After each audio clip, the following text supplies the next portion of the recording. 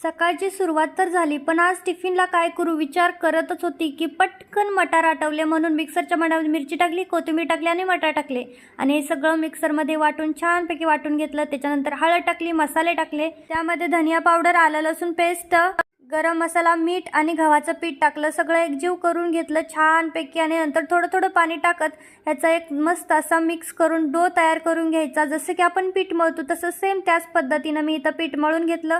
त्यानंतर एक छोटासा गोळा घेतला आणि हलक्या हाताने तेलावर आज मी याच्या पुऱ्या लाटून घेणार आहे. आज मी हे पिठामध्ये न लाटता तेलामध्ये लाटलेलं आहे, बघू शकता. तर सकाळ सकाळी माझ्या तुम्ही चेहऱ्याकडे जात जाऊ नका, कारण मला सकाळी सकाळी खूप जास्त काम असते, त्यामुळे चेहऱ्याची रंगरंगोटी करण्यात मला एवढा वेळ नसतो.